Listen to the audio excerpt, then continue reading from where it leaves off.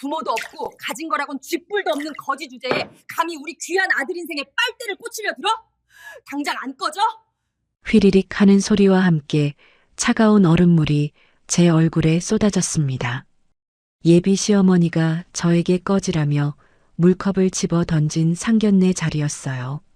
하얀 블라우스가 흠뻑 젖어들었고 차가운 물의 온도는 느껴지지 않았지만 예비 시어머니의 모욕적인 말에 심장이 얼음처럼 차가워졌습니다. 저는 서울시 영등포구 물레동에 살고 있는 38살 박지혜입니다. 지금은 대한은행 물레동 지점에서 과장으로 근무하고 있습니다.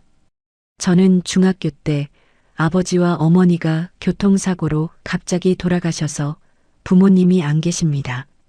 그런 저를 외삼촌이 대학까지 키워주셨고 저 또한 힘든 사춘기 시절을 견디고 바르게 성장하여 그토록 바라던 지금의 직장까지 얻을 수 있었어요.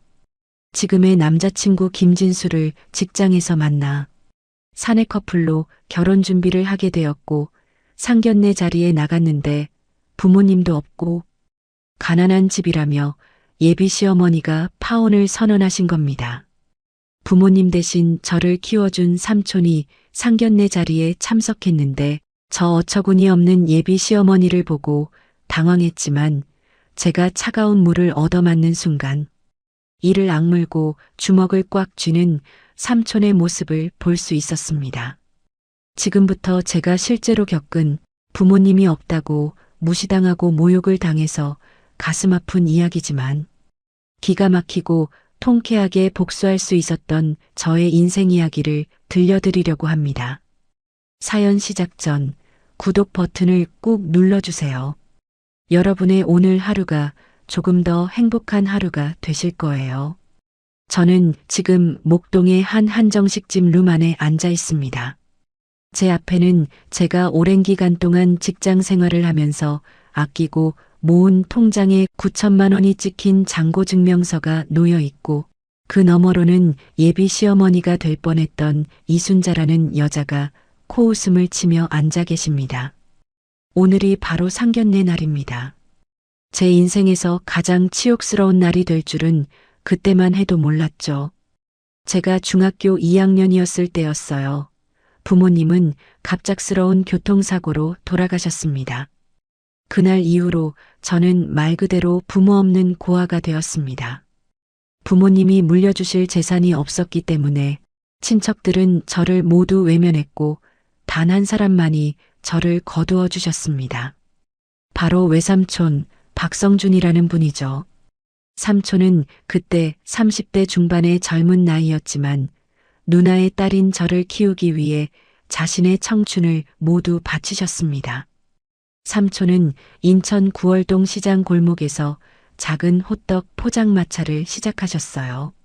새벽에 일어나 밀가루 반죽을 하고 반죽에 찹쌀가루를 넣어 쫀득한 호떡을 만들었고 호떡 속에 들어가는 재료도 품질 좋은 땅콩과 견과류, 씨앗, 흑설탕까지 돈을 많이 벌기 위해서 남들보다 2배는 더 장사 준비에 힘을 쏟았어요.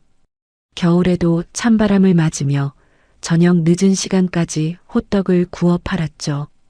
한 개에 1,000원 하는 호떡을 하루에 300개씩 팔아서 번 돈으로 저를 먹이고 입혔습니다. 호떡이 잘 안 팔리는 봄부터 가을까지는 부평역 앞에서 순대 트럭 장사를 하셨고 밤에는 야간 대리운전까지 뛰셨어요. 젊은 시절의 삼촌은 남들처럼 연애도 하고 돈도 쓰면서 살아야 했지만 부모 없이 자란 제가 혹시나 잘못된 길로 빠질까 걱정하며 저를 공부시키려고 자신을 희생하면서 노력하셨어요. 삼촌의 손은 거칠어졌고 허리는 휘었지만 저를 볼 때만큼은 늘 환하게 웃으셨습니다. 지혜야, 공부 열심히 해서 좋은 사람 되어라. 삼촌은 그 말만 되풀이하셨죠. 그렇게 20년이 흘렀습니다.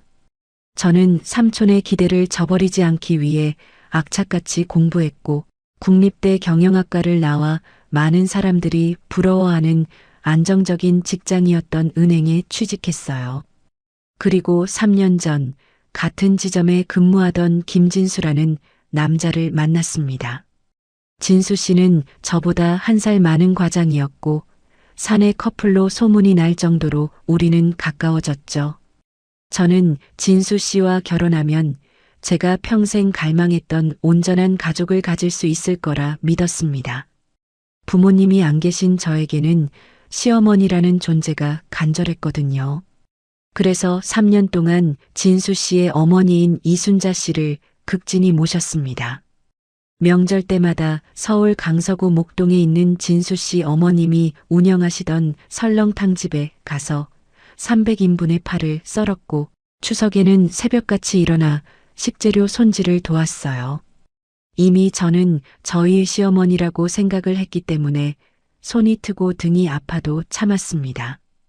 부모 없는 애라 눈치가 없다는 말을 들어도 웃으며 넘겼죠. 가족이 되고 싶었으니까요. 그런데 오늘 이 상견례 자리에서 모든 게 무너졌습니다. 제 옆에는 삼촌이 조용히 앉아 계셨어요. 삼촌은 오늘을 위해 시장에서 사신 깔끔한 양복을 차려입으셨습니다. 비싸 보이지 않았지만 정성스럽게 다림질한 흔적이 역력했죠. 예비 시어머니는 은행 다니면서 돈을 얼마나 모았고 결혼 준비는 어떻게 하고 있냐고 물으셨어요.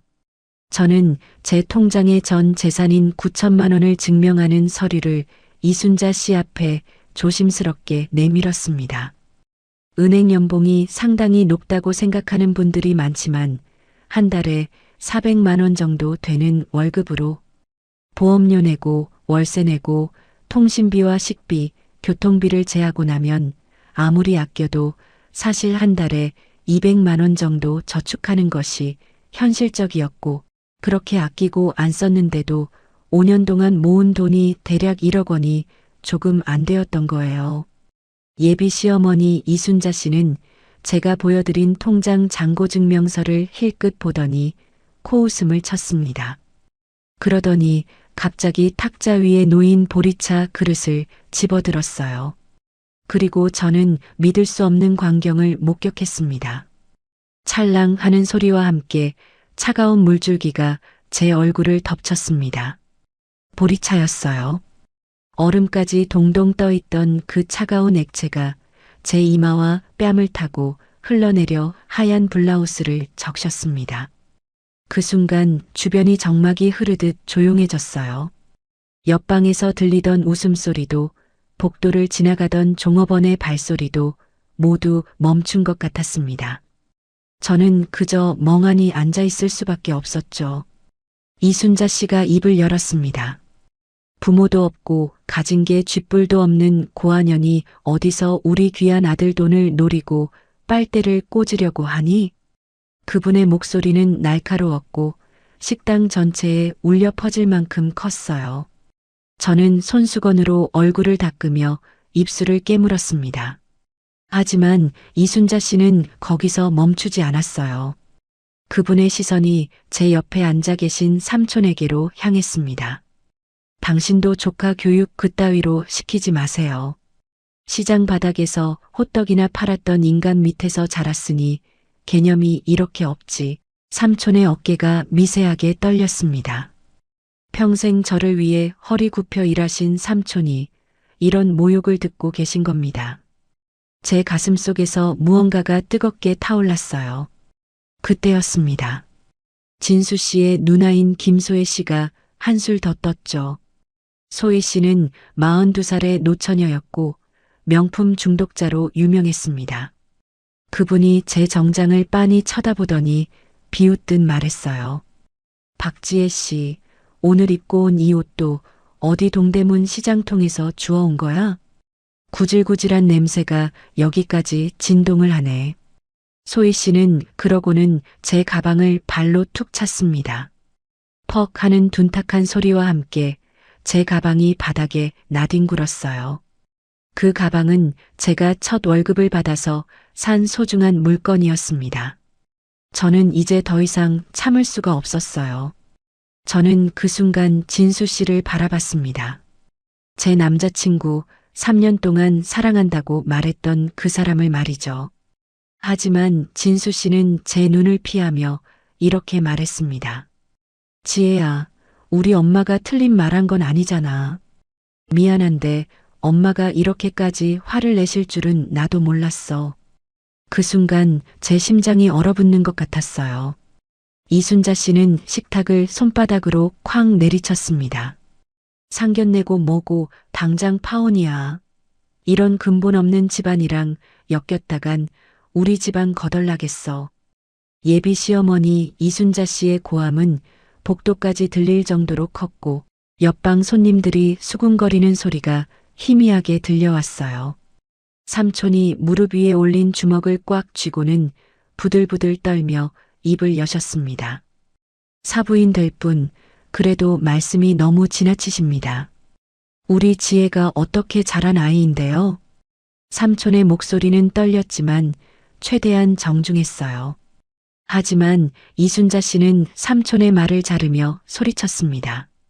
어디서 시장 바닥사람 주제에 감히 내 앞에서 사부인이라고 짓거려? 밥맛 떨어지게 당장 꺼져. 그러더니 이순자 씨는 테이블 위에 물컵을 집어들었습니다. 그리고 삼촌의 구두 앞으로 힘껏 던져버렸어요. 쨍그랑 유리컵이 바닥에 부딪혀 산산조각 났습니다. 투명한 파편들이 사방으로 튀었고 그중 몇 개는 제 종아리를 스쳤어요. 따끔한 통증이 느껴졌지만 그건 아무것도 아니었습니다. 평생 저 하나 지키기 위해 호떡을 구우시고 순대를 팔으시고 밤새 운전대를 잡으셨던 삼촌이 이런 수모를 당하고 계신다는 사실이 제 영혼을 갈기갈기 찢어놓는 것 같았거든요. 진수 씨의 누나 소희 씨가 제 눈앞에서 진수 씨를 향해 말했습니다. 진수야, 이런 애랑 결혼했으면 내 인생 종칠 뻔했다. 쥐뿔도 없는 애랑 결혼했으면 진짜 큰일 날 뻔했어. 조상님이 도우신 거야. 진수 씨는 누나의 말에 고개를 끄덕였어요. 그리고 저를 벌레 보듯 쳐다보는 그 차가운 시선 속에서 저는 비로소 깨달았습니다. 이 사람들은 처음부터 저를 사람 취급하지 않았구나. 저는 떨리는 손으로 얼굴에 묻은 물기를 닦아냈습니다. 그리고 무릎을 꿇으려는 삼촌의 팔을 붙잡아 일으켜 세웠어요. 삼촌은 고개를 숙이고 계셨지만 저는 고개를 들었습니다. 이순자 씨와 소혜 씨, 그리고 진수 씨를 똑바로 바라보며 말했죠. 오늘 당신들이 한 말, 단 한마디도 잊지 않겠습니다. 반드시 당신들 인생에서 가장 비참한 순간을 맞이하게 해줄게요. 제 목소리는 서늘했습니다. 이순자 씨가 눈을 부라리며 소리쳤어요. 어머, 저 고아년이 미쳤나 봐. 저는 더 이상 그 방에 있고 싶지 않았습니다. 삼촌의 손을 잡고 자리에서 일어났어요. 삼촌과 함께 방문을 열고 나서며 저는 마음속으로 다짐했습니다. 삼촌이 늘 말씀하시던 게 있었거든요. 지혜야, 사람은 겉모습만 보고 판단하면 안 된다. 삼촌이 가진 게 전부는 아니란다. 그 말이 무슨 뜻인지 이제 제대로 알아봐야겠다고 생각했습니다. 상견례 자리에서 쫓겨나다시피 나온 저는 삼촌과 함께 차가운 밤 공기를 마시며 집으로 돌아왔습니다. 지하철 안에서 저는 창밖을 멍하니 바라보며 지난 3년을 떠올렸어요. 제가 처음 진수 씨 어머니를 만난 건 교제 6개월째 되던 날이었습니다. 목동에 있는 이순자 씨의 설렁탕집, 그곳은 꽤 유명한 프랜차이즈 본점이었어요. 연 매출 20억을 자랑하는 곳이었죠. 이순자 씨는 저를 보자마자 위아래로 훑어보더니 이렇게 말했습니다. 아, 그래. 부모님은 어디 계시는데? 저는 솔직하게 대답했어요. 중학생 때 교통사고로 돌아가셨습니다. 그때 이순자 씨의 표정이 변했던 게 기억납니다. 아, 그래. 그럼 누가 키웠어? 외삼촌이 키워주셨습니다. 이순자 씨는 코웃음을 치며 고개를 끄덕였죠. 부모도 없는 애가 우리 아들한테 눈독 들였구나. 그 말을 듣는 순간 가슴이 철렁했지만 저는 참았습니다. 온전한 가족을 갖고 싶었거든요. 시어머니라는 존재, 그게 제게는 간절했어요. 부모님이 안 계신 제 아이에게만큼은 할머니를 만들어주고 싶었습니다.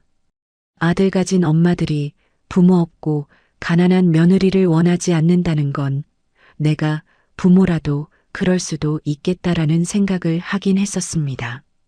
그래도 이 정도로 몰상식한 집안인 줄은 몰랐습니다. 명절만 되면 저는 설렁탕집으로 달려갔어요. 남자친구의 어머니가 너무 바쁘니까 손이 모자르다고 도와주러 좀 오라고 해서였죠. 추석 전날 밤 11시에 도착해서 다음날 새벽 4시까지 일했습니다. 300인분의 파를 썰었고 물을 다듬었고 고기를 손질했죠. 칼에 손이 베어 피가 나도 밴드를 붙이고 계속 일했습니다. 하지만 이순자 씨는 아르바이트비라도 챙겨주기는커녕 단 한 번도 고맙다는 말을 하지 않으셨어요. 오히려 이렇게 말씀하셨죠. 부모 없는 애라 눈치가 없다. 일하는 폼이 영. 굼뜨네. 저는 그때마다 네, 죄송합니다.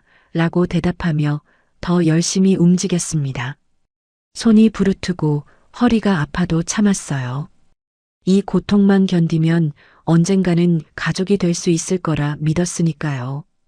진수 씨의 누나 소희 씨는 더 심했습니다. 저보다 4살 많은 그분은 명품 가방과 구두에 집착하는 노처녀였어요. 결혼도 못하면서 동생 여자친구한테는 온갖 트집을 잡았죠. 어느 날 제가 은행에서 받은 월급으로 삼촌과 제주도 여행이라도 가려고 했더니 소혜 씨가 전화를 걸어왔습니다. 박지혜 씨는 돈도 없는 주제에 무슨 분수에 안 맞는 여행이냐? 그 돈 있으면 우리 엄마 보약이나 해드려라. 저는 결국 여행을 취소하고 그 돈으로 예비 시어머니에게 점수 좀 따려고 녹용을 샀습니다. 100만 원이 넘는 돈이었지만 이순자 씨는 받아들고는 이렇게 말했어요. 고작 이것밖에 못 해주냐? 다른 며느리감들은 500만 원짜리 명품도 사오던데 제 자존감은 그렇게 조금씩 무너져 내렸습니다. 더 끔찍한 건 소희 씨가 제 카드를 빌려간다는 거였어요. 지혜 씨, 내가 깜빡하고 카드를 안 가져왔는데 이거 좀 빌려줘. 백화점에서 쇼핑하던 소희 씨는 제 카드로 명품 가방을 긁었습니다.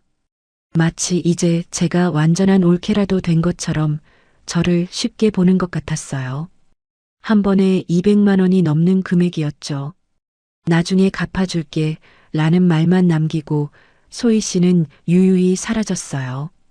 물론 그 돈은 한 푼도 돌려받지 못했습니다. 제가 조심스럽게 말씀드리면 소희 씨는 발끈하며 소리쳤죠. 야, 박지혜. 우리가 한 식구 되려는 건데 그깟 돈 가지고 그래. 너 진짜 속 좁다. 저는 할 말을 잃었습니다. 진수 씨한테 하소연을 하면 그는 이렇게 말했어요.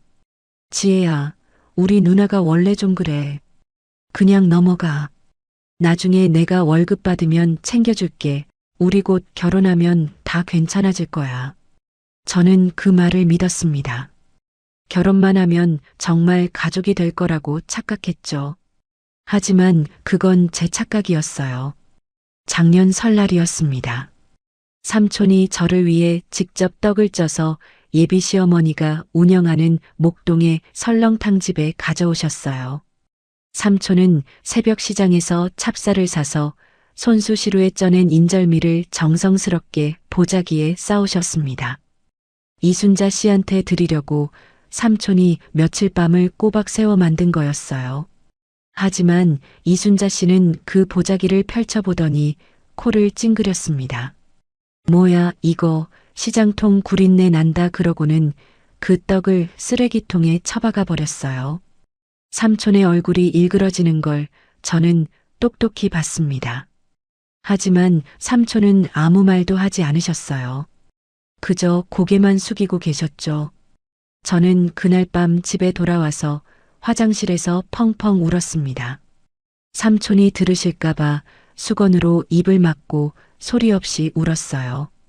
진수 씨는 저를 사랑한다고 말했지만 그의 행동은 달랐습니다. 은행에서 저를 비서처럼 부려먹었어요.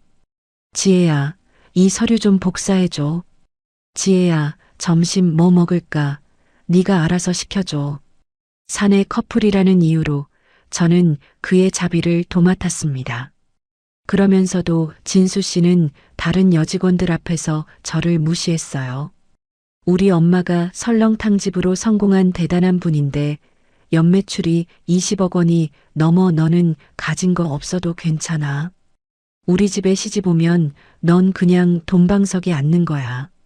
저는 그 말을 듣는 순간 제 심장이 얼어붙었지만 그래도 참았습니다.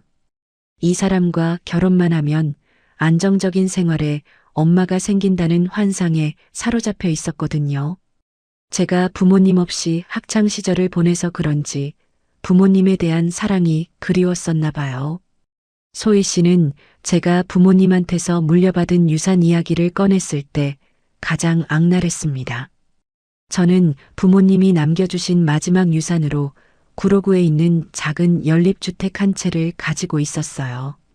평수는 작았지만 제게는 부모님의 흔적이 남아있는 소중한 공간이었습니다. 그걸 처분해서 결혼 자금을 마련하려고 했죠. 소희 씨는 그 이야기를 듣고는 비웃었습니다. 겨우 그따위 푼돈으로 우리 집안에 발을 들이려 했냐? 부모님이 남긴 마지막 흔적을 그분은 그따위 푼돈이라고 불렀어요. 저는 그날도 참았습니다. 눈물을 삼키고 참았죠. 이순자 씨는 제가 삼촌과 통화하는 것조차 싫어했습니다. 어느 날 제가 삼촌한테 전화를 걸었더니 이순자 씨가 핸드폰을 빼앗아 갔어요. 어디서 거지 같은 장사꾼이랑 통화를 하고 있냐? 그 삼촌이라는 사람도 보나 마나 설렁탕집 매출 20억인 거 알고 돈이나 빨아먹으려는 거 아니야? 삼촌을 잠재적 범죄자 취급하는 그 말에 저는 온몸이 떨렸습니다. 하지만 또 참았어요. 가족이 되고 싶었으니까요. 제 유일한 혈육인 삼촌마저 거지처럼 취급당하는데도 저는 그저 고개를 숙이고 참았습니다.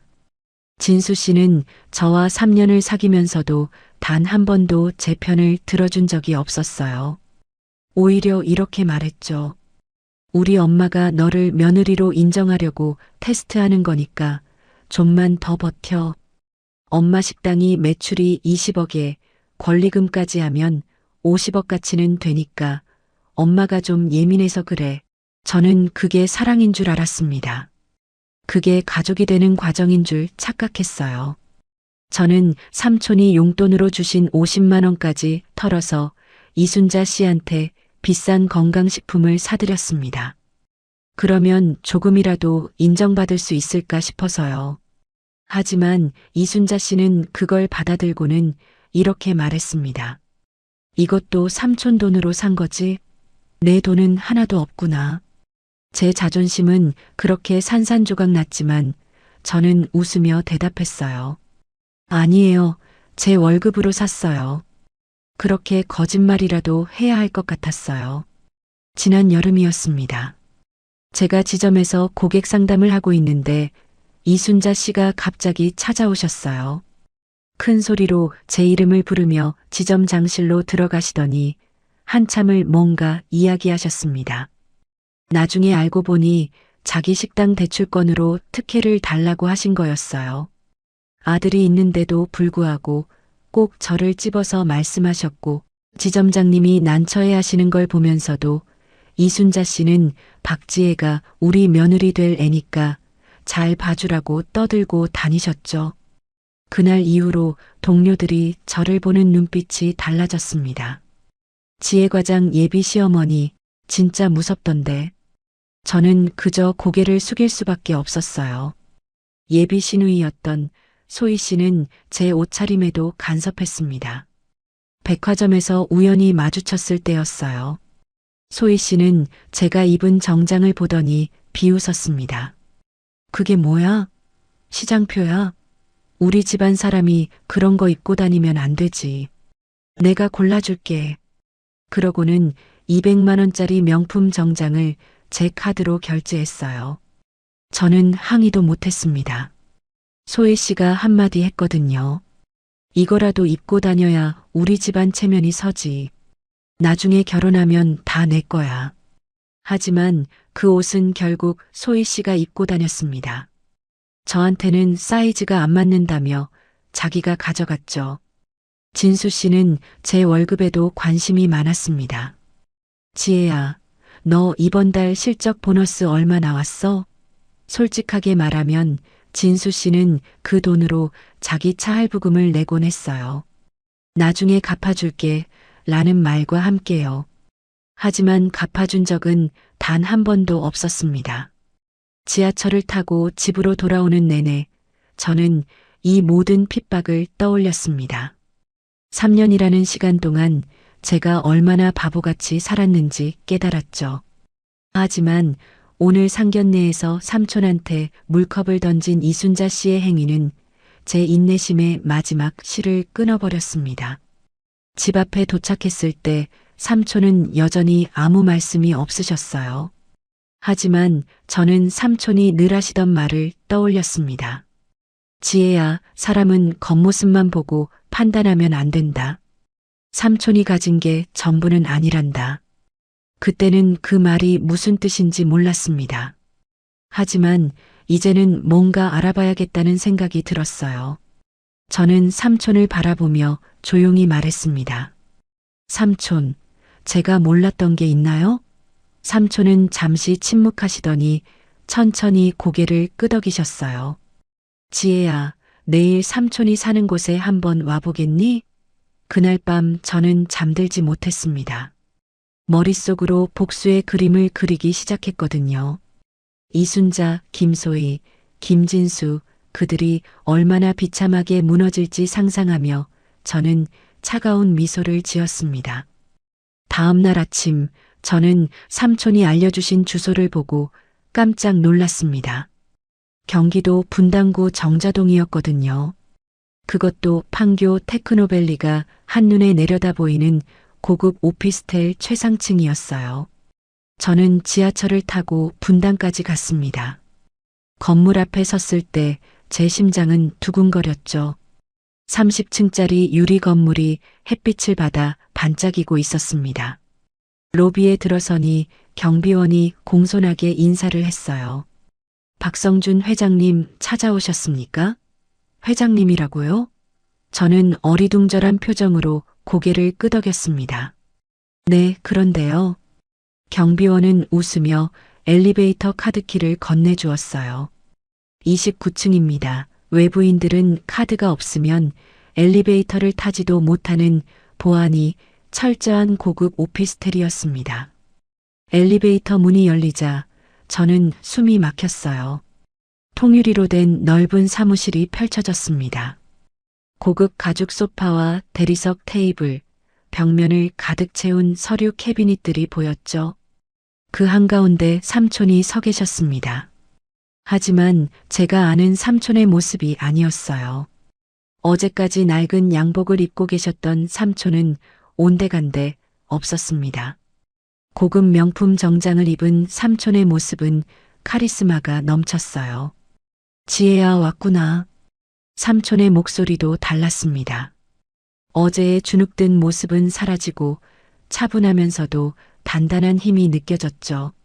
삼촌, 여기가 어디예요? 제 목소리는 떨렸습니다. 삼촌은 소파에 앉으라는 손짓을 하시며 말씀하셨어요.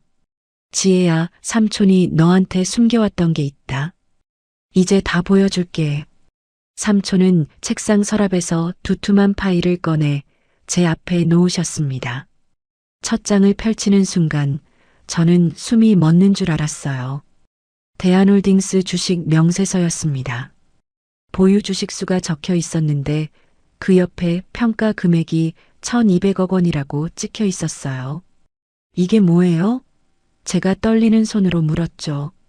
삼촌은 조용히 말씀하셨습니다.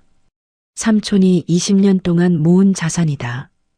다음 장을 넘기니 건물 등기부등본이 나왔습니다. 서울 강남구 역삼동, 서초구 서초동, 용산구 이촌동, 부산 해운대구까지 건물 주소가 빼곡하게 적혀 있었어요. 건물만 30채가 넘었습니다. 삼촌, 이게 정말 삼촌 거예요? 저는 믿을 수가 없었습니다. 삼촌은 고개를 끄덕이셨어요. 삼촌은 호떡 장사로 시작했지. 하지만 거기서 끝난 게 아니야. 삼촌은 천천히 설명하기 시작하셨습니다. 호떡 장사로 번 돈으로 부평역 앞 작은 상가를 하나 샀대요. 그게 30년 전이었습니다. 그 상가가 지하철역 개통으로 가치가 10배로 뛰었고 삼촌은 그 돈으로 또 다른 건물을 샀다고 했어요. 순대 트럭 장사와 야간 대리운전으로 번 돈은 전부 부동산에 투자했답니다. 그렇게 20년이 흘렀고 삼촌은 뛰어난 투자 감각으로 분당 신도시와 일산 신도시 그리고 평촌 신도시가 들어설 때 공사판 바닥에서부터 아파트 분양을 하시고 자수성가하셔서 지금은 대기업 전문 분양 대행사의 대표가 되셨던 거예요. 지금 삼촌이 가진 자산 가치는 4천억 원이 넘는다고 했습니다. 저는 의자에 그대로 주저앉았어요. 그럼 왜 이걸 숨기셨어요? 삼촌은 제 손을 잡으셨습니다. 지혜야, 삼촌은 네가 돈 때문에 사람을 판단하는 아이로 자라지 않길 바랬어. 부모님이 안 계셔서 힘들었을 너에게 진짜 사람다운 사람을 만나는 방법을 알려주고 싶었단다. 돈이 많은 걸 알면 사람들은 변하게 되어 있거든. 너한테는 진정한 노동의 가치를 가르쳐주고 싶었단다. 삼촌의 눈에 눈물이 글썽였어요. 그리고 너를 지켜보고 싶었지.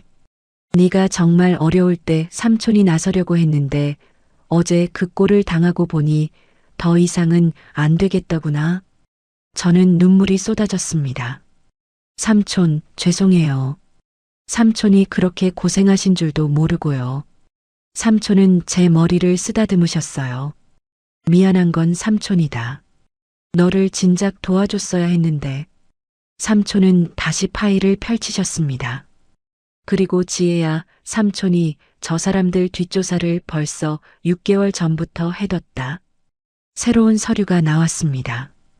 이순자의 설렁탕집 재무제표였어요. 겉으로는 연 매출 20억이라고 떠들어대지만 실제로는 건물 담보대출이 15억이 넘었습니다.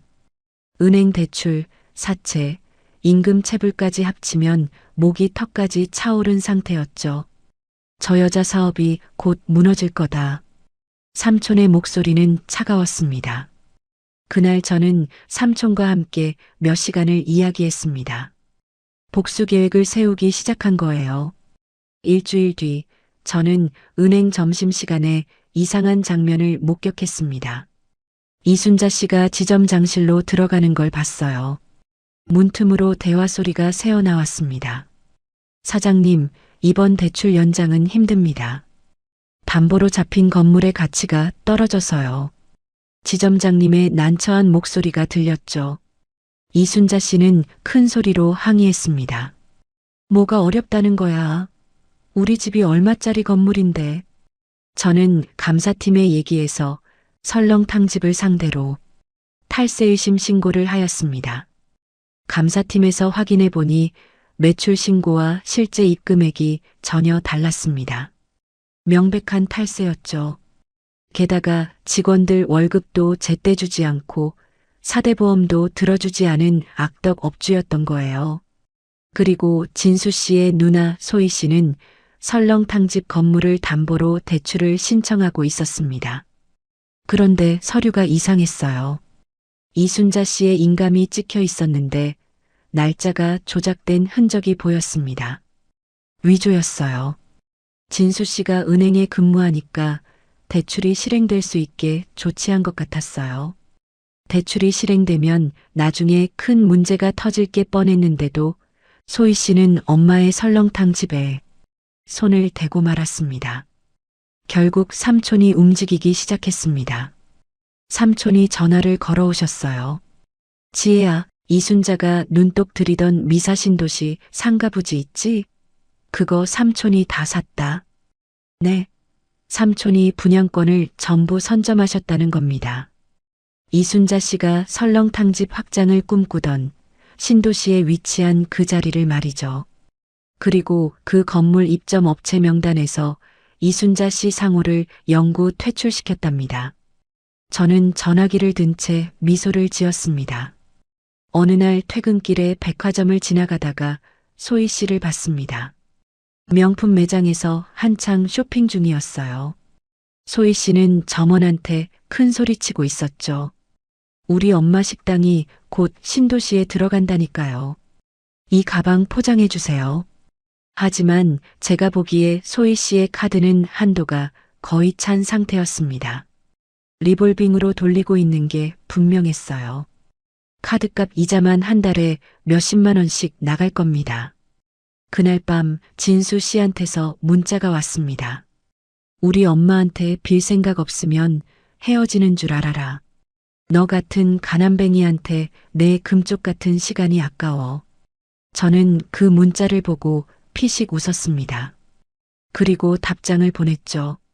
그래, 그 금쪽 같은 시간을 이제부터 후회하게 해줄게. 라고 보내고 진수 씨를 차단했습니다. 더 이상 그 사람의 목소리를 들을 필요가 없었어요. 며칠 뒤 삼촌이 다시 저를 부르셨습니다. 분당 사무실에 갔더니 삼촌은 서류 한 장을 건네셨어요.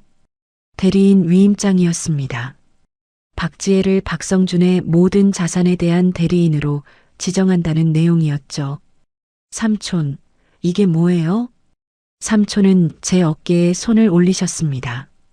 지혜야, 이제 네가 직접 저들의 숨통을 조여라. 삼촌이 뒤에서 도울게. 저는 그 서류를 받아들었습니다. 묵직한 무게감이 느껴졌어요.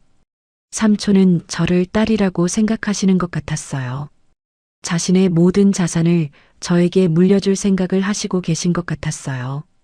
그날 밤 저는 책상 앞에 앉아 복수의 로드맵을 그렸습니다. 첫 번째 타겟은 진수 씨였어요.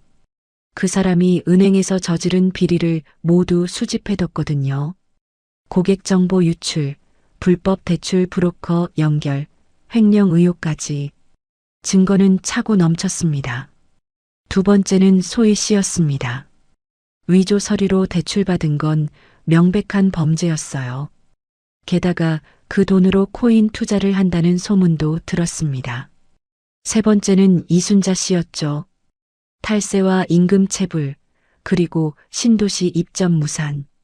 저는 하나하나 체크하며 계획을 세웠습니다. 창밖으로 분당의 야경이 펼쳐져 있었어요. 반짝이는 불빛들 사이로 복수의 첫 번째 방아쇠를 당길 날이 다가오고 있었습니다. 챕터 4 수정본. 바로 그 일 이후였습니다. 복수의 첫 번째 카드를 꺼낼 때가 온 거예요. 어느 날 은행에 출근했더니 동료들이 수군거리고 있었습니다. 김진수 과장 태국 간 거 알아? 골프 여행이래. 제 귀가 쫑긋했어요. 저는 아무렇지 않은 척하며 제자리로 돌아왔습니다. 하지만 속으로는 웃음이 나왔어요. 삼촌한테 전화를 걸었습니다. 삼촌, 진수 씨가 태국으로 골프 여행을 갔는데요. 골프를 진짜 좋아하는지 연차 쓰고 골프 치러 많이 다니는 것 같은데 그렇게 골프가 재미있어요? 라고 물었습니다. 삼촌은 전화 너머로 낮게 웃으셨어요. 골프 너무 재미있지, 근데. 삼촌이 알아보니까 진수 그놈의 자식이 골프 치러 해외로 다니는 이유가 다 있더라고. 그쪽 사람들이랑 이미 연결해뒀으니 걱정 마라. 며칠 뒤 진수 씨의 소셜미디어에 사진이 올라오기 시작했습니다. 방콕의 고급 골프장이었어요. 진수 씨는 환하게 웃으며 샴페인을 들고 있었죠. 그 옆에는 화려한 드레스를 입은 여자가 보였습니다. 저는 그 사진을 캡처했어요. 증거로 남겨두려고요. 일주일 뒤 삼촌한테서 연락이 왔습니다. 지혜야, 내 남자친구 제대로 물렸다. 저는 삼촌이 보내주신 영상을 봤습니다. 방콕의 한 나이트클럽이었어요. 진수 씨가 술에 취해 여자들한테 둘러싸여 있었습니다. 그리고 큰 소리로 떠들고 있었죠. 한국에 있는 여자친구. 그냥 돈 버는 기계일 뿐이야. 내가 곧 큰 투자건 하나 잡을 거야. 제 손이 부들부들 떨렸습니다. 하지만 화가 나서가 아니었어요. 저 멍청한 인간이 제 손바닥 위에서 놀아나고 있다는 게 우스웠거든요. 삼촌이 말씀하셨습니다. 저 여자가 해외로 골프 치러 오는 사람을 전문으로 사기치는 전문 꽃뱀이야. 이미 5명 정도 털어먹었지. 이름은 써니라고 하는데 태국 경찰도 쫓고 있는 인물이야. 진수 씨는 그 여자가 권하는 가상화폐 투자 사이트에 돈을 넣기 시작했습니다. 삼촌의 정보망에 따르면 첫날 1억 원을 넣었다고 했어요. 다음 날은 2억 원이었습니다. 진수 씨는 완전히 넋이 나간 상태였어요. 써니라는 여자가 매일 밤 진수 씨를 호텔바에서 만났답니다. 그리고 수익률 그래프를 보여주며 속삭였대요. 오빠, 지금 안 넣으면 후회해요. 이번 주만 특별 보너스 있어요. 진수 씨는 결국 목동 아파트까지 담보로 잡았습니다. 3억 원을 더 빌려서 그 가짜 사이트에 쏟아부은 거예요. 총 6억 원이 허공으로 날아갔습니다. 전형적인 투자 사기에 당한 거예요. 진수 씨는 골프가 목적이 아니라 클럽에서 만난 여자한테 홀려서 태국을 들락날락 하던 거였습니다. 한편 저는 은행에서 제가 할 일을 했습니다. 진수 씨의 업무 기록을 샅샅이 뒤졌어요. 고객 정보 유출 흔적이 곳곳에 있었습니다. 진수 씨는 대출 브로커한테 고객 명단을 넘기고 건당 50만 원씩 수수료를 받아왔던 거예요. 지난 2년간 총 80건이었습니다. 4천만 원을 챙긴 셈이죠. 전산 로그 기록이 다 남아 있었습니다. 저는 그걸 하나하나 출력해서 파일에 정리했어요. 날짜별로, 건별로, 금액별로 깔끔하게 정리했습니다. 고객들의 개인정보가 유출된 시점과 대출 브로커의 연락 시점이 정확히 일치했어요. 마지막 장을 프린트하는 순간 딸깍 하는 소리가 들렸습니다. 그 소리가 진수 씨의 은행원 생명이 끝나는 소리처럼 들렸어요. 저는 그 서류를 외장하드와 함께 안전한 곳에 보관했습니다. 그날 밤 소희 씨에 대한 소식도 들려왔습니다. 삼촌의 비서가 보고를 했대요. 진수 씨 누나 소희 씨가 사채업자를 만났다는 겁니다. 이순자 씨 몰래 설렁탕집 건물을 담보로 돈을 빌리려고 한대요. 얼마나 빌리려고 하는데요? 제가 물었죠. 5억 원이래. 위조 인감으로 말이야. 삼촌은 씁쓸하게 웃으셨습니다. 며칠 뒤 소희 씨가 실제로 돈을 받아냈다는 소식이 들렸습니다. 5억 원이 소희 씨 통장으로 들어갔어요. 저는 감사팀과 함께 합법적 방법으로 은행 전산으로 그 돈의 흐름을 지켜봤습니다. 입금된 지 불과 3시간 만에 1억 원이 명품 매장으로 빠져나갔어요. 에르메스 가방과 샤넬 구두를 샀답니다. 그리고 남은 4억 원은 24시간도 안 돼서 가상화폐 거래소로 빠져나갔습니다. 소희 씨는 듣도 보도 못한 비트코인 종류 알트코인에 몰빵을 한 거예요. 코인 이름은 드래곤문이었습니다. 삼촌이 전화로 말씀하셨습니다. 저 코인 벌써 반 토막 났다. 일주일 안에 상장 폐지 수순 들어갈 거야. 소희 씨는 5억 원을 며칠 만에 날릴 판이었죠. 하지만 정작 본인은 대박 날 줄 알고 신나 있었습니다. 소희 씨의 소셜 미디어에는 명품 쇼핑백 사진이 잔뜩 올라왔어요. 새로 산 명품백을 들고 찍은 셀카였습니다. 드디어 내 시대가 왔다. 이것만 터지면 나도 회장님 소리 듣는다는 글과 함께요. 댓글에는 친구들이 부러움 섞인 말들을 달았습니다. 언니 대박. 나도 투자 정보 좀 알려줘. 저는 그 게시물에 좋아요를 눌렀습니다. 마지막 좋아요가 될 테니까요. 한편 삼촌은 이순자 씨를 공략하기 시작했습니다. 삼촌이 저를 사무실로 부르셨어요. 지혜야, 이순자 식당에 식재료 되는 업체들 알지? 저는 고개를 끄덕였습니다. 알아요. 고기 납품하는 곳이랑 야채 납품하는 곳이요. 삼촌은 서류를 펼치셨어요. 삼촌이 그 업체들 채권을 다 샀다. 이제 저 여자한테 식재료 안 들어간다. 고기 납품 업체는 이순자 씨한테 3천만 원의 외상값을 받지 못하고 있었대요. 야채 납품 업체는 2천만 원이었습니다. 삼촌이 그 채권을 프리미엄 얹어서 사들인 거예요. 그리고 각 업체 사장들한테 통보했답니다. 이순자 식당에 납품 중단하라고요. 게다가 삼촌은 이순자 씨 식당의 주방장까지 포섭하셨답니다. 주방장 이름은 김철수였어요. 60대 중반의 베테랑이었죠. 20년 동안 이순자 씨 밑에서 일하며 설렁탕 레시피를 완성한 장인이었습니다. 하지만 이순자 씨는 그에게 제대로 대우해 준 적이 없었어요. 월급은 최저시급 수준이었고 주휴수당도 안 줬습니다. 명절 보너스는 꿈도 못 꿨죠. 삼촌은 김철수 주방장을 직접 만났습니다. 그리고 제안했어요. 현재 월급의 2배를 주겠다고 하고 4대 보험 완벽하게 들어주고 퇴직금도 보장할게요. 주방장은 눈물을 글썽이며 삼촌의 손을 잡았답니다.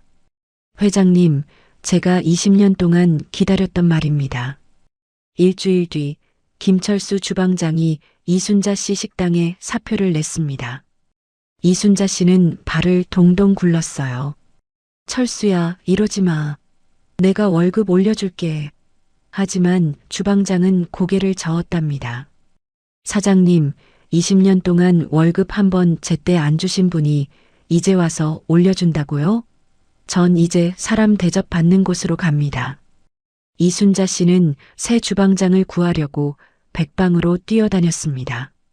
하지만 요식업계에는 이미 소문이 퍼진 뒤였어요. 이순자 설렁탕은 임금체불로 유명한 곳이니 가지 말라는 소문이요. 삼촌이 의도적으로 퍼뜨린 거였죠. 며칠 뒤 더 결정적인 일이 벌어졌습니다. 이순자 씨가 그토록 기대하던 신도시 입점이 무산된 거예요. 분양사무소에서 연락이 왔대요. 죄송하지만 귀사의 입점은 불가능합니다. 이순자 씨는 사무소로 달려갔습니다. 하지만 담당자는 냉정했어요. 이미 다른 업체로 확정됐습니다. 변경 불가능합니다. 그 다른 업체가 누구 건지 이순자 씨는 몰랐죠. 바로 삼촌의 회사였습니다. 이순자 씨는 신도시 확장을 확신하고 이미 인테리어 계약까지 했었어요. 계약금만 2억 원을 넣었습니다. 그것도 사채로 빌린 돈이었죠. 연 30%의 골이었어요. 그 돈이 고스란히 날아가 버린 겁니다. 저는 그 소식을 듣고 속으로 쾌재를 불렀습니다. 어느 날 저녁 진수 씨한테 전화를 걸었습니다. 진수 씨는 아직 태국에 있었어요. 여보세요? 진수 씨의 목소리가 들렸습니다. 술에 취한 목소리였죠. 진수 씨, 태국에서 만난 써니라는 여자랑 재밌어? 제 목소리는 차갑게 식어 있었습니다. 무슨 소리야? 진수 씨가 당황하는 게 느껴졌어요. 호텔 영수증부터 클럽 영상까지 다 내 손에 있어. 그리고 네가 고객 정보 팔아먹은 것도 다 알아. 80건에 4천만 원 챙긴 거 로그 기록으로 다 남아있어. 진수 씨는 말을 더듬기 시작했습니다. 지혜야, 오해야. 내가 설명할게. 저는 차갑게 웃었어요. 설명은 은행 감사팀한테 하세요. 그리고 6억 원 날린 기분이 어때? 그 써니라는 여자, 전과 오범 사기꾼이거든. 당신 깡통 차는 소리가 여기까지 들리네. 전화를 끊어버렸습니다. 진수 씨한테서 미친 듯이 전화가 왔지만 저는 받지 않았어요. 다음 날 진수 씨는 허겁지겁 한국으로 돌아왔습니다. 하지만 이미 늦었어요. 공항에서 내리자마자 이순자 씨한테 전화가 온 모양이었습니다. 엄마, 큰일 났어. 엄마 식당이 망해가고 있어. 진수 씨의 비명 같은 목소리가 은행 복도까지 들렸어요. 저는 그 모습을 보며 피식 웃었습니다. 하지만 이순자 씨는 아직도 상황 파악을 못하고 있었어요. 그 가난뱅이 년이 뭘 어쩌겠니? 이순자 씨는 여전히 거만했습니다. 그날 저녁 삼촌이 전화를 하셨습니다. 지혜야, 이제 1차 폭발 버튼을 누르자. 저는 심호흡을 했어요. 준비됐어요, 삼촌. 삼촌은 국세청에 이순자 씨의 탈세 자료를 제보했습니다. 매출 신고액과 실제 입금액의 차이를 정리한 3년치 데이터였어요. 저는 노동청에 임금 체불 증거를 제출했습니다. 20명의 직원이 3개월치 월급을 못 받은 기록이었죠. 그리고 은행 감사팀에는 진수 씨의 횡령 증거를 넘겼습니다. 80건의 고객 정보 유출 내역과 4천만 원의 수수료 수령 기록이었어요. 전송 버튼을 누르는 순간 컴퓨터 펜이 윙하고 돌아가는 소리가 들렸습니다. 그 소리가 마치 빌런들의 파멸을 알리는 사이렌처럼 들렸어요. 모든 준비가 끝났습니다. 며칠 안에 국세청 조사관들이 이순자 씨 식당에 들이닥칠 거예요. 진수 씨는 은행 본점으로 호출될 겁니다. 소희 씨는 5억 원이 증발하는 걸 보게 되겠죠. 저는 창밖을 바라보며 조용히 웃었습니다. 복수의 첫 번째 막이 오르고 있었어요. 그날의 여운이 채 가시기도 전에 며칠 뒤 월요일 아침이 밝았습니다. 저는 평소처럼 은행에 출근했어요. 로비에 들어서는 순간 뭔가 이상한 분위기가 느껴졌습니다. 직원들이 게시판 앞에 모여서 웅성거리고 있었거든요. 무슨 일이지? 저는 가방을 들고 그쪽으로 걸어갔습니다. 게시판에는 A4 용지가 빼곡하게 붙어 있었어요. 가까이 다가가서 보니 제 심장이 쿵쾅거렸습니다. 그건 바로 진수 씨가 태국에서 찍은 사진들이었어요. 나이트클럽에서 여자들과 술 마시는 사진, 호텔 로비에서 써니라는 여자와 포옹하는 사진, 그리고 가상화폐 투자 계약서까지. 사진 밑에는 설명이 붙어 있었습니다. 김진수 과장, 고객 정보 유출 80건, 불법 환전 수수료 수령 4천만 원, 해외에서 회사 신용 실추. 직원들은 수군거렸어요. 헐, 김 과장이 저런 짓을 했어? 완전 사기꾼이네. 저는 아무렇지 않은 척 제자리로 갔습니다. 하지만 속으로는 미소를 지었죠. 잠시 뒤 은행 정문이 벌컥 열렸습니다. 진수 씨가 헐레벌떡 뛰어들어왔어요. 얼굴은 새하얗게 질려 있었고 식은땀이 이마를 타고 흘러내렸습니다. 진수 씨는 게시판을 보자마자 멈칫했어요. 그리고는 미친 듯이 사진들을 뜯어내기 시작했습니다. 이게 뭐야? 누가 이런 짓을 한 거야? 하지만 그때였습니다. 본점에서 내려온 감사팀 직원들이 나타난 거예요. 검은 정장을 입은 3명이 남자가 진수 씨를 에워쌌습니다. 김진수 과장님, 잠시 본점으로 동행해 주시겠습니까? 진수 씨는 뒤로 물러서며 손을 내저었어요. 아니, 오해예요. 제가 설명드릴게요. 하지만 감사팀은 차갑게 말했습니다. 설명은 본점에서 들어드리죠. 로그 기록이 다 남아있으니까요. 진수 씨는 저를 찾았어요. 눈이 마주쳤습니다. 그 순간 진수 씨의 얼굴에 깨달음이 스쳐 지나갔죠. 지혜야, 설마 너? 저는 고개를 돌렸습니다. 모르는 척했어요. 진수 씨는 감사팀에 이끌려 본점으로 올라갔습니다. 1시간쯤 지났을까요? 갑자기 위층에서 고함 소리가 들렸습니다. 김진수 과장, 당장 짐 싸. 지점장님의 목소리였어요. 건물 전체가 울릴 만큼 컸습니다. 잠시 뒤 진수 씨가 비틀거리며 내려왔어요. 얼굴은 잿빛이었고 손에는 개인 물품을 담은 박스를 들고 있었습니다. 뒤따라 내려온 감사팀 직원이 말했어요. 김진수 씨 횡령 및 개인정보 유출 혐의로 형사 고발 조치됩니다. 경찰에 동행해 주시죠. 진수 씨는 그 자리에 무릎을 꿇었습니다. 제발 한 번만 봐주세요. 제가 잘못했어요. 하지만 로비에는 이미 경찰이 와 있었어요. 두 명의 형사가 수갑을 꺼냈습니다. 찰칵 차가운 쇠소리가 로비에 울려 퍼졌습니다. 진수 씨의 손목에 수갑이 채워진 거예요. 진수 씨는 끌려가면서 저를 찾았습니다. 지혜야, 네가 이럴 수 있어? 우리가 3년을 사귀었잖아. 저는 냉정하게 그를 바라봤습니다. 그리고 입을 열었어요. 3년 동안 나를 이용만 한 사람이 그게 할 소리야? 진수 씨는 비명처럼 울부짖었습니다. 내가 미쳤었어. 용서해줘. 하지만 저는 고개를 돌렸어요. 진수 씨는 경찰차에 실려갔습니다. 은행 직원들이 창밖으로 그 광경을 지켜봤죠. 저 사람 완전 사기꾼이었네. 부끄럽지도 않나? 저는 제 자리로 돌아와 차를 한 모금 마셨습니다. 속이 시원했어요. 같은 시각 목동에서는 더 큰 소동이 벌어지고 있었습니다. 이순자 씨의 설렁탕 집 앞에 검은 승합차 3대가 멈춰 섰어요. 차에서 내린 사람들은 국세청 조사관들이었습니다.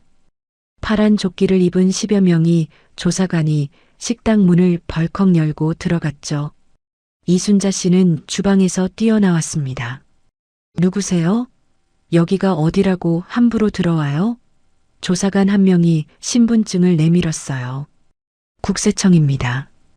이중 장부 및 조세 포탈 혐의로 압수수색 들어갑니다. 이순자 씨의 얼굴이 새하얗게 변했습니다. 뭐라고요? 조사관들은 말없이 움직이기 시작했어요.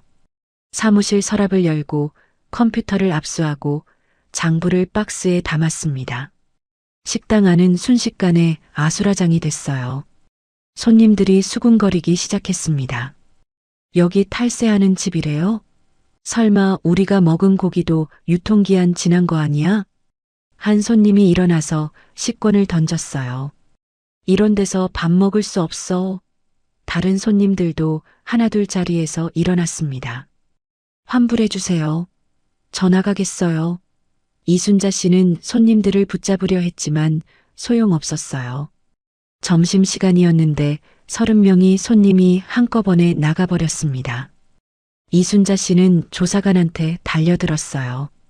이게 누구 장난이야? 우리 식당이 얼마나 깨끗한데. 조사관은 서류를 펼쳐 보였습니다.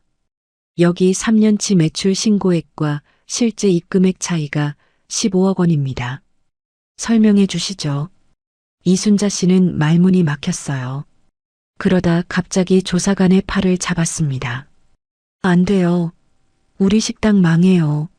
조사관이 팔을 뿌리쳤어요. 손 치우세요. 공무집행 방해하시면 추가 입건됩니다. 이순자 씨는 그 자리에 주저앉았습니다. 아이고, 내 팔자야. 그날 저녁 뉴스에 이순자 씨의 식당이 나왔습니다. 저는 집에서 TV를 켜고 봤어요. 앵커의 목소리가 또렷하게 들렸습니다. 목동의 유명 설렁탕 프랜차이즈가 임금 체불과 갑질 논란에 휩싸였습니다. 화면에는 이순자 씨가 직원에게 소리치는 모습이 나왔어요. 삼촌이 확보해둔 블랙박스 영상이었습니다. 이렇게 일도 못하면서 월급은 받으려고 해? 당장 나가. 다음 장면에는 주방장 김철수 씨의 인터뷰가 나왔습니다. 20년 동안 일했는데 월급을 제때 준 적이 없어요. 4대 보험도 안 들어줬고 휴가도 한 번 못 갔습니다. 앵커가 다시 나왔어요. 누리꾼들 사이에서 불매 운동이 확산되고 있으며 해당 업체의 프랜차이즈 가맹점주들도 피해를 호소하고 있습니다. 저는 TV를 끄고 미소를 지었습니다. 다음 날 이순자 씨의 식당 앞에는 사람들이 몰려들었어요. 하지만 손님이 아니었습니다. 항의하러 온 시민들이었죠. 악덕 업주 물러가라. 임금체불 사죄하라. 피켓을 든 사람들이 식당 앞을 에워쌌습니다. 이순자 씨는 셔터를 내리고 숨어 있을 수밖에 없었어요. 한편 소희 씨는 그날 강남의 명품 매장에 있었습니다. 소희 씨는 신상 가방을 보고 있었어요. 에르메스 캘리백이었습니다. 가격은 3천만 원이었죠. 소희 씨가 점원에게 말했습니다. 이거 포장해 주세요. 점원이 공손하게 대답했어요. 네, 고객님. 카드 주시겠어요? 소희 씨는 자신만만하게 카드를 건넸습니다. 하지만 점원의 표정이 굳어졌어요. 죄송합니다, 고객님. 카드가 정지되었다고 나옵니다. 소희 씨는 귀를 의심했습니다. 뭐라고요? 다시 해보세요. 점원이 다시 긁어봤지만 결과는 똑같았어요. 역시 정지 상태입니다. 다른 카드 있으신가요? 소희 씨는 가방에서 카드를 모두 꺼냈습니다. 4장의 카드를 연달아 긁어봤지만 전부 정지였어요. 리볼빙으로 돌리던 카드들이 한도 초과로 막힌 거였습니다. 소희 씨의 얼굴이 붉어졌어요. 이게 말이 돼요? 이 가방이 얼마짜리인데 감히. 점원의 표이 차갑게 변했습니다. 고객님, 카드가 안 되시면 구매가 불가능합니다. 나가주시겠어요? 주변에 있던 다른 손님들이 소희 씨를 쳐다봤어요. 수군거리는 소리가 들렸습니다. 저 사람 카드깡 당한 거 아니야? 돈도 없으면서 명품 매장에는 왜 와? 소희 씨는 얼굴이 화끈거렸습니다. 저기요, 제가 누군지 알아요? 우리 엄마가 목동에서 설렁탕집 하시는데 그때 다른 점원이 끼어들었어요. 혹시 그 뉴스에 나온 그 설렁탕집 말씀이세요? 소희 씨는 입을 다물었습니다. 점원이 속삭였어요.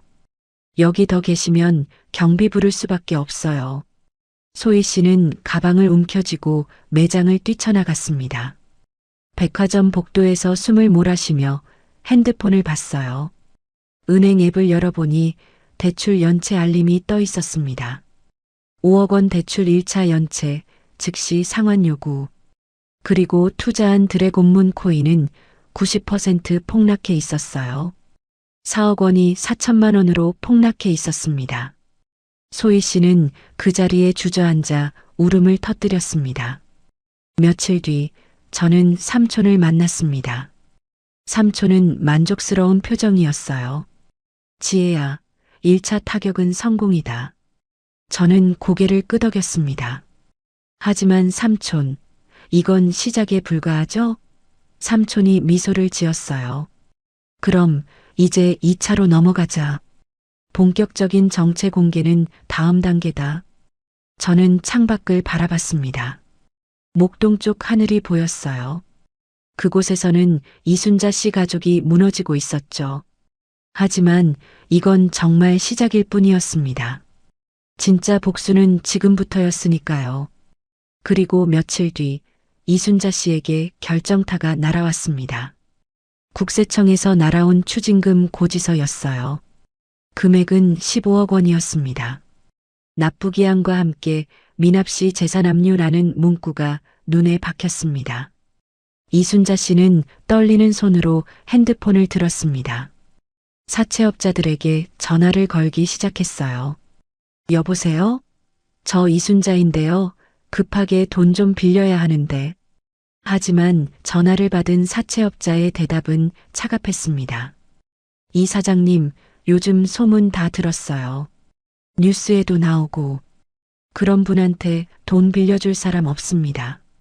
다른 곳도 마찬가지였어요.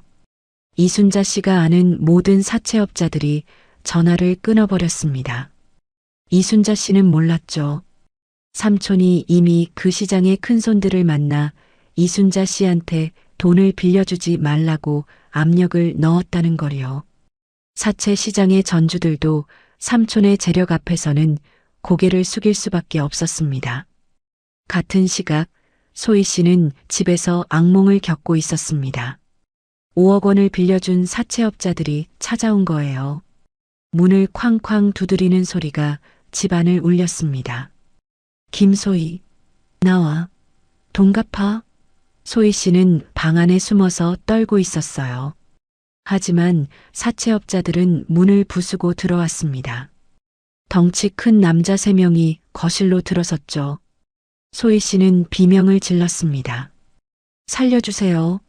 조금만 기다려주세요. 사채업자 두목이 소파에 앉으며 말했어요. 일주일 안에 원금의 이자까지 6억 갚아. 못 갚으면 어떻게 되는지 알지? 소희 씨는 울며 애원했습니다. 제발요, 시간을 좀 더 주세요. 하지만 두목은 냉정했어요. 시간? 이미 코인으로 다 날렸다며? 너 지금 농담하냐? 소희 씨는 집안의 귀중품을 꺼내기 시작했습니다. 명품 가방들, 시계들, 보석들을 바닥에 쏟아냈어요. 이거라도 가져가세요. 사채업자가 그걸 보더니 비웃었습니다. 이딴 짝퉁으로 6억을 갚겠다고? 소희 씨가 현관 쪽으로 도망치려 했어요. 하지만 사채업자 한 명이 소희 씨의 머리채를 잡아챘습니다. 어디 가려고? 소희 씨는 바닥에 넘어졌어요. 머리가 땅바닥에 부딪히며 아픈 소리가 났습니다. 사채업자가 소희 씨 위에 서서 말했죠. 돈 없으면 몸으로라도 때워야 할 텐데. 소희 씨는 공포에 질려서 몸이 굳어버렸습니다. 소희 씨는 거실 바닥을 기어다니며 울부짖었습니다. 바로 그 순간이었습니다. 목동 설렁탕집 건물 입구에 한 남자가 나타났어요. 법원 집행관이었습니다. 집행관은 건물 문에 서류를 붙이기 시작했죠. 빨간색 글씨로 크게 쓰여 있었습니다. 경매 낙찰에 따른 퇴거 명령서. 이순자 씨가 뛰어나왔어요. 이게 무슨 짓이에요? 집행관이 서류를 내밀었습니다. 본 건물은 채무 변제 불이행으로 경매에 넘어가 낙찰되었습니다. 낙찰자는 박성준 씨입니다. 이순자 씨는 그 이름을 듣는 순간 얼어붙었습니다. 박성준? 설마 그 사람? 집행관이 확인서를 보여줬어요. 거기에는 분명하게 적혀 있었습니다. 낙찰자 박성준, 주소 경기도 분당구 정자동. 이순자 씨의 머릿속이 하얗게 변했어요. 그 노가다꾼 노인네가 건물주라고? 심장이 쿵쾅거렸습니다. 숨이 막혔어요. 이순자 씨는 가슴을 움켜쥐고 비틀거렸습니다. 그리고 그 자리에 쓰러졌죠. 거품이 입에서 나왔습니다. 주변 사람들이 소리쳤어요. 119 불러요. 사람 쓰러졌어요. 한편 진수 씨는 경찰서 유치장에서 풀려난 뒤였습니다. 보석금을 겨우 마련해서 나왔어요. 진수 씨는 황급히 목동 아파트로 달려갔습니다. 하지만 현관 비밀번호가 바뀌어 있었어요. 뭐야? 진수 씨는 여러 번 시도했지만 문은 열리지 않았습니다. 관리사무소에 전화를 걸었어요. 여보세요? 제 집 비밀번호가 왜 바뀐 거예요? 관리사무소 직원이 대답했습니다. 아, 그 집 소유주가 바뀌었어요. 새 주인이 이사 온다고 하던데요. 진수 씨는 핸드폰을 떨어뜨릴 뻔했습니다. 소유주가 바뀌었다고요? 태국에서 만난 쏨이라는 여자한테 위조인감을 넘겼던 게 떠올랐어요. 그 여자가 아파트를 팔아버린 겁니다. 진수 씨는 문을 발로 차기 시작했습니다. 내 집이야. 이게 내 집이라고. 하지만 이웃 사람들이 신고를 했어요. 경찰이 다시 왔습니다. 진수 씨는 무단 침입 혐의로 또 체포됐죠. 며칠 뒤 저는 삼촌과 함께 목동의 한 아파트를 방문했습니다. 이순자 씨가 살던 집이었어요. 문을 열고 들어가니 이순자 씨가 소파에 앉아 있었습니다. 병원에서 태어난 지 얼마 안 된 모습이었죠. 얼굴은 창백했고 눈은 충혈돼 있었어요. 삼촌이 천천히 걸어 들어갔습니다. 그때의 삼촌은 완전히 달랐어요. 고급 정장을 입고 당당하게 서 계셨죠. 이순자 씨가 삼촌을 보고 벌떡 일어났습니다. 당신이 박성준? 삼촌은 냉정하게 고개를 끄덕이셨어요. 그렇소. 저는 옆에서 차갑게 서 있었습니다. 삼촌은 비서 2명을 데리고 오셨어요. 비서들은 빨간 압류 딱지를 꺼냈습니다. 그리고 집안 곳곳을 돌아다니며 가구에 딱지를 붙이기 시작했어요. TV에 딱지가 붙었습니다. 냉장고에도 붙었어요. 소파, 식탁, 침대, 장롱까지. 이순자 씨가 평생 모은 가구들이 순식간에 압류됐습니다. 이순자 씨는 삼촌 앞에 무릎을 꿇었어요. 사돈, 살려주세요. 제가 잘못했어요. 이순자 씨는 삼촌의 발등을 붙잡았습니다. 하지만 삼촌은 발을 빼며 차갑게 말씀하셨어요. 어디서 시장 바닥사람 주제에 내 몸에 손을 대? 더러우니 당장 치워. 그건 상견례 때 이순자 씨가 삼촌한테 했던 말 그대로였습니다. 이순자 씨의 얼굴이 일그러졌어요. 제가 미쳤었어요. 용서해 주세요. 삼촌은 고개를 저으셨습니다. 당신이 우리 지혜 얼굴에 물을 뿌리고 내 구두 앞에 물컵을 던졌을 때 각오했어야지. 저는 한 발짝 앞으로 나섰습니다. 이순자 씨를 내려다보며 말했어요. 부모 없는 고아라고 무시할 때는 언제고 이제 와서 용서를 구하세요? 이순자 씨는 제 바지를 붙잡았습니다. 지혜야, 네가 우리를 살려줘. 저는 그 손을 차갑게 뿌리쳤어요. 저를 지혜라고 부를 자격 없으세요. 같은 시각 소희 씨는 검찰청 취조실에 앉아 있었습니다. 검사가 서류를 펼쳐 보였어요. 김소혜 씨, 당신이 참여한 이 다단계 업체 아시죠? 소희 씨는 고개를 끄덕였습니다. 네, 알아요. 친구 소개로 들어갔어요. 검사가 말했습니다. 이 업체는 함정 수사용으로 만들어진 위장 업체입니다. 당신은 이 업체의 총책으로 지목돼 있어요. 피해자가 5만 명입니다. 소희 씨는 의자에서 떨어질 뻔했어요. 아니에요. 저는 몰랐어요. 검사가 증거를 보였습니다. 여기 당신이 직접 회원들 모집한 기록 다 있습니다. 피해 금액만 200억 원이에요. 소희 씨는 울부짖었습니다. 난 몰라요. 엄마가 시킨 거예요. 엄마가 돈 벌 수 있다고 해서 한 거라고요. 검사는 차갑게 웃었습니다. 부모까지 팔아넘기시네요. 며칠 뒤 이순자 씨는 식당 앞에 서 있었습니다. 시장 상인들이 몰려왔어요. 악덕 업주 물러가라. 임금 갚아라. 한 아주머니가 소금을 뿌렸습니다. 소금이 이순자 씨의 머리 위로 쏟아졌어요. 이순자 씨는 수치심에 얼굴을 가리며 골목으로 도망쳤습니다. 식당 권리금은 한 푼도 받지 못했어요. 건물이 경매로 넘어가면서 모든 권리가 사라진 거였죠. 한편 진수 씨는 유치장에 다시 갇혀 있었습니다. 경찰이 서류를 가져왔어요. 이건 박지혜 씨가 보낸 겁니다. 파혼 통보서였습니다. 거기에는 이렇게 적혀 있었어요. 김진수 씨와의 모든 관계를 청산합니다. 횡령 금액 4천만 원 변상하지 않으면 민사소송 진행합니다. 진수 씨는 서류를 움켜쥐었어요.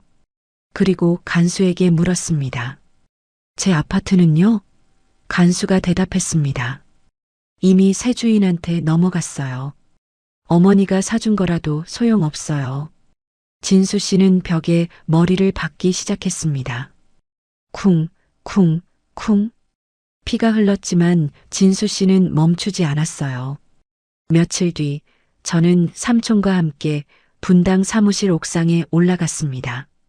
거기서 목동이 멀리 보였어요. 삼촌이 망원경을 건네주셨습니다. 망원경을 들여다보니 이순자 씨네 아파트가 보였어요. 이삿짐 센터 트럭이 와 있었습니다. 이순자 씨와 소희 씨가 짐을 싸서 나오고 있었죠. 큰 보따리 2개가 전부였습니다. 그 보따리가 과거 삼촌이 설렁탕집에 가져갔던 떡 보따리보다 더 초라해 보였어요. 저는 묘한 해방감을 느꼈습니다. 삼촌이 제 어깨에 손을 올리셨어요. 지혜야, 이제 거의 다 왔다. 저는 고개를 끄덕였습니다. 그렇게 시간이 흘렀습니다. 이순자 씨는 갈 곳이 없었어요. 영등포의 낡은 빌라촌을 전전하다가 결국 고시원을 찾았습니다. 월 30만 원짜리 방이었어요. 창문도 없는 3평짜리 방이었죠. 이순자 씨는 그 좁은 방 한가운데 앉아서 울고 있었습니다. 내가 왜 이렇게 됐나? 이순자 씨는 가슴을 쥐어뜯으며 통곡했어요. 그 소리가 얇은 벽을 넘어 복도까지 울려 퍼졌습니다. 옆방 사람이 벽을 쾅쾅 두드렸어요.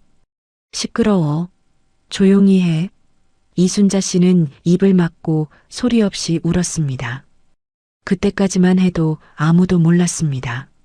모든 것을 잃고 거지꼴이 된 이순자 씨가 마지막 희망처럼 분당으로 향할 줄은 말이죠.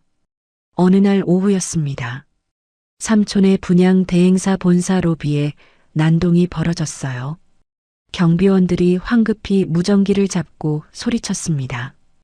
1층 로비에 침입자 발생. 여자 한 명이 바닥에 드러누워 있어요. 저는 그때 29층 회장실에서 삼촌과 회의 중이었습니다. 비서가 다급하게 전화를 걸어왔어요. 회장님, 아래층에서 소란이 일어났습니다. 이순자라는 여자가 난동을 부리고 있습니다. 삼촌은 미소를 지으셨어요. 드디어 왔구나. 저희는 엘리베이터를 타고 1층으로 내려갔습니다. 로비에는 이순자 씨가 대리석 바닥에 드러누워 있었어요. 머리는 헝클어져 있었고 옷은 구겨져 있었죠. 지혜 삼촌 나오라고 해. 사람 죽인다. 이순자 씨는 목이 터져라 소리를 질러댔습니다. 경비원 2명이 그분을 일으키려 했어요. 어머니, 여기서 이러시면 안 됩니다. 나가주세요. 하지만 이순자 씨는 경비원의 팔을 뿌리치며 버둥거렸습니다. 놓지 못해. 나 안 나가. 박성준 나와. 바로 그때였습니다. 엘리베이터 문이 열렸어요. 삼촌이 나타나셨습니다. 고급 맞춤 정장을 입은 삼촌의 모습은 카리스마로 가득했어요. 옆에는 제가 서 있었습니다. 저도 우아한 실크 수트를 입고 있었죠. 이순자 씨는 그 모습을 보고 입을 벌렸습니다. 눈이 휘둥그레졌어요. 지혜야? 내 삼촌이 정말 회장님이었어? 이순자 씨의 목소리는 떨리고 있었습니다. 저는 그분 앞에 멈춰 섰어요. 그리고 차갑게 내려다보며 말했습니다. 부모 없는 가난뱅이라고 무시할 땐 언제고 이제 와서 사돈 대접받고 싶으세요? 이순자 씨는 제 발 앞에 무릎을 꿇었습니다. 지혜야, 제발 내가 죽을 죄를 지었다. 우리 아들이랑 다시 합쳐주면 안 되겠니? 저는 한 발짝 뒤로 물러났어요. 이순자 씨의 손이 허공을 휘젓고 지나갔죠. 삼촌이 앞으로 나서셨습니다. 이순자 씨를 내려다보며 차갑게 말씀하셨어요. 당신이 무릎을 꿇어야 할 사람은 우리가 아니요. 당신이 착취했던 직원들, 당신이 무시했던 사람들 앞에 꿇어야지. 바로 그 순간이었습니다. 건물 밖에서 경찰차 사이렌 소리가 들려왔어요. 로비 유리문이 열리며 형사 4명이 들어왔습니다. 그리고 그들이 끌고 온 사람들이 보였어요. 수갑이 채워진 진수 씨와 소희 씨였습니다. 이순자 씨는 비명을 질렀어요. 진수야, 소희야. 진수 씨는 고개를 떨구고 있었습니다. 소희 씨는 울고 있었어요. 삼촌이 형사들을 향해 고개를 끄덕이셨습니다. 수고하셨습니다. 제가 요청한 대로 한자리에 모았군요. 형사 한 명이 대답했어요.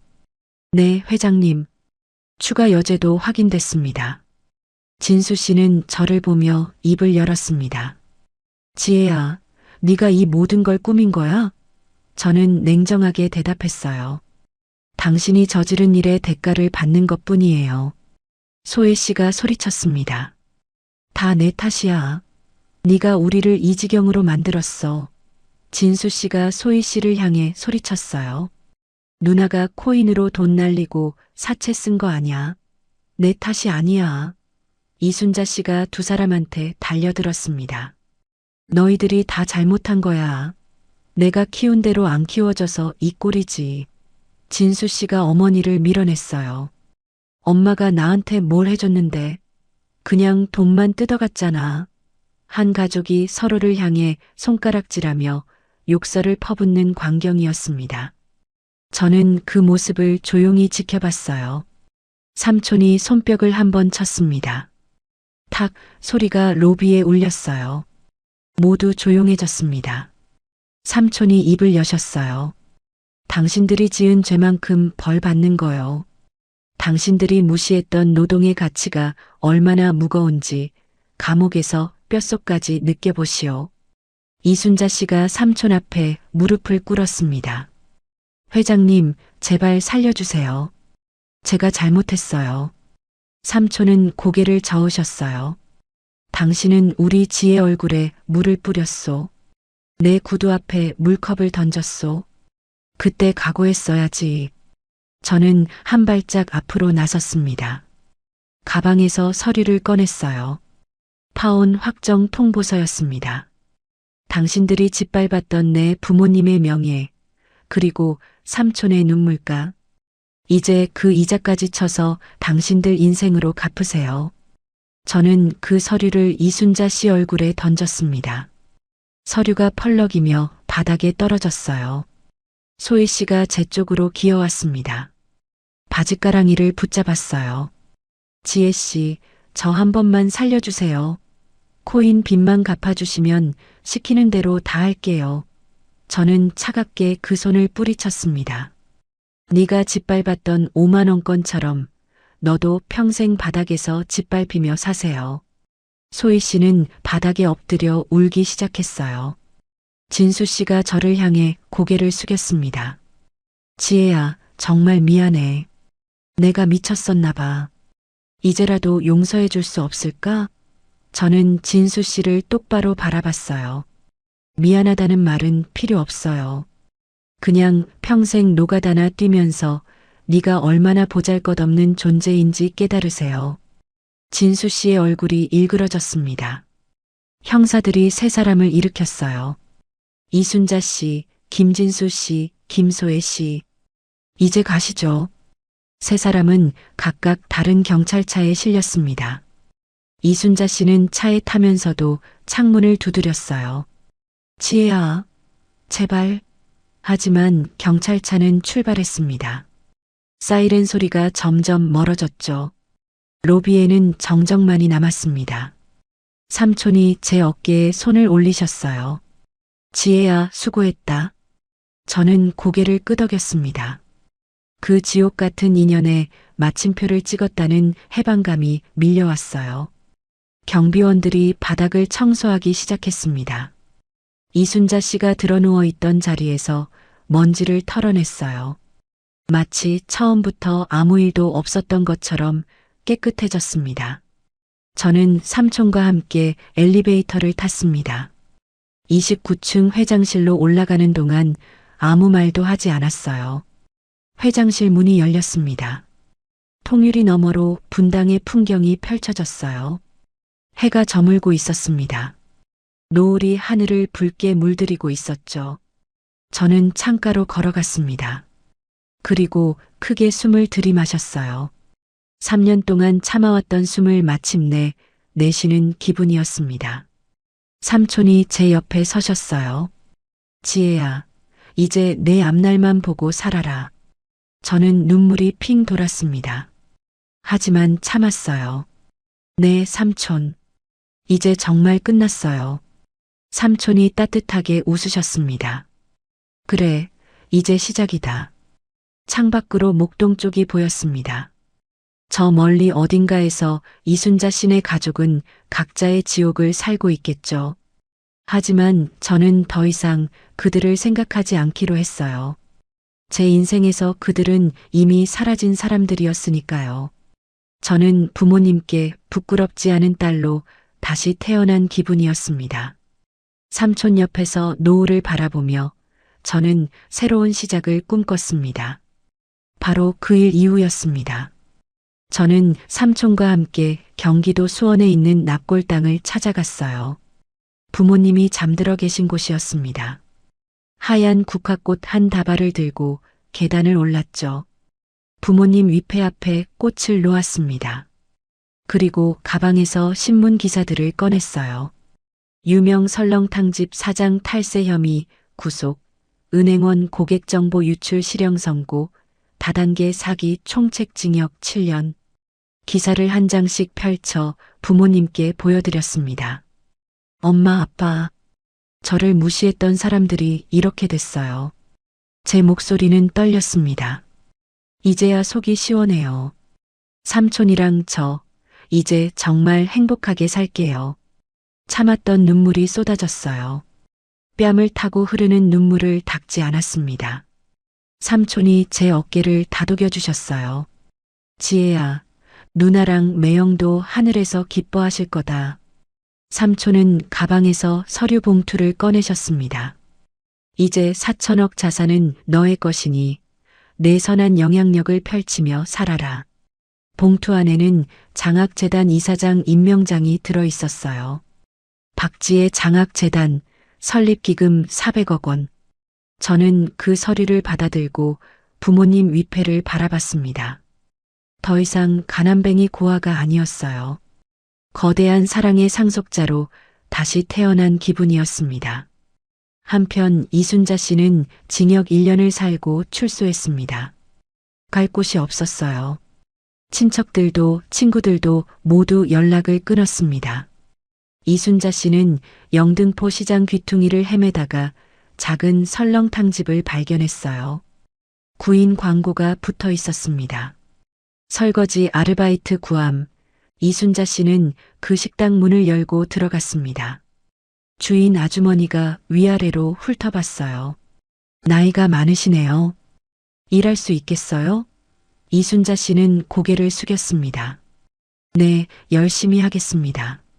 이순자 씨는 뒷주방에서 설거지를 시작했어요.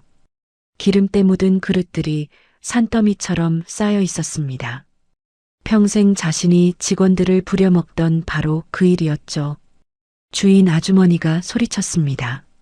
할머니, 손이 왜 이렇게 느려? 똑바로 안 닦아?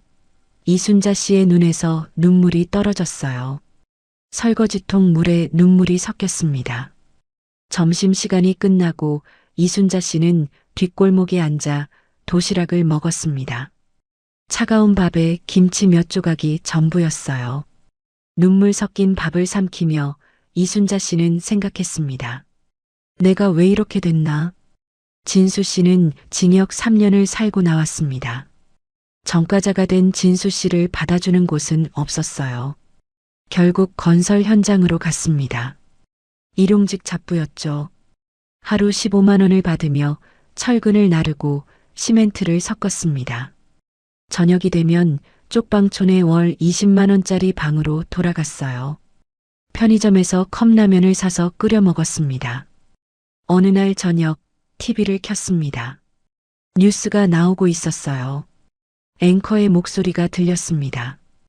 박지의 장학재단이 올해 100명이 부모 없이 홀로 자라는 학생들에게 장학금을 지급합니다. 화면에 제가 나왔습니다. 우아한 정장을 입고 학생들에게 장학증서를 전달하는 모습이었죠. 진수 씨는 라면 국물을 흘리며 중얼거렸습니다. 저 여자가 내 여자였는데. 그러고는 빈 소주병을 벽에 던졌어요. 깡그랑 소리가 났습니다. 옆방 사람이 벽을 쾅쾅 두드렸어요. 조용히 해, 이 노가다구나. 진수 씨는 바닥에 주저앉아 울었습니다. 소희 씨는 징역 7년을 선고받았습니다. 교도소에서 매일 협박 편지가 왔어요. 다단계 사기 피해자들이 보낸 거였습니다. 내 때문에 집 날렸다. 나오면 가만 안 둔다. 소희 씨는 밤마다 악몽을 꿨습니다. 5년 뒤 모범수로 가석방됐어요. 하지만 신용불량자였습니다. 취직도 안 됐죠. 결국 전단지 돌리는 일을 시작했습니다. 하루 5만 원을 받으며 거리를 돌아다녔어요. 한편 삼촌은 저를 도와준 사람들을 챙기셨어요. 삼촌의 비서들에게 특별 보너스가 지급됐습니다. 은행 동료들에게도 감사 선물이 전달됐죠. 그리고 영등포 시장의 가난한 상인들에게는 놀라운 소식이 전해졌습니다.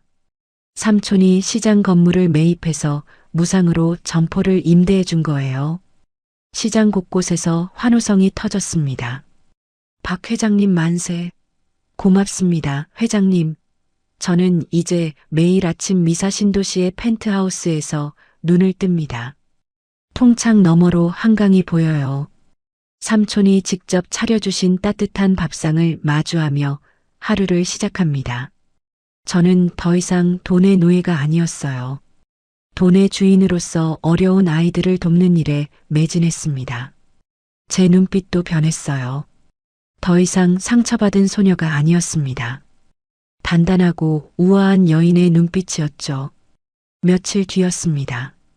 저는 영등포 시장을 지나가고 있었어요. 길거리에서 쓰레기를 줍고 있는 할머니가 보였습니다. 가까이 가보니 이순자 씨였어요. 이순자 씨는 저를 보자마자 얼어붙었습니다. 그리고 겁에 질린 얼굴로 골목 뒤로 숨어버렸죠. 저는 그분을 쫓지 않았습니다. 대신 가방에서 지갑을 꺼냈어요. 10,000원짜리 한 장을 꺼내 이순자 씨가 버린 깡통 속에 넣었습니다. 이걸로 컵라면이라도 사드세요. 제 목소리는 차갑지도 따뜻하지도 않았어요.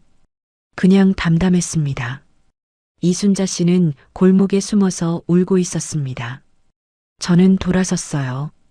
더 이상 그분을 볼 이유가 없었으니까요. 그해 겨울이었습니다. 삼촌이 회사에서 은퇴하셨어요. 그리고 저에게 제안하셨습니다. 지혜야, 삼촌이랑 해외여행이나 갈까? 저는 환하게 웃으며 대답했습니다. 네, 삼촌.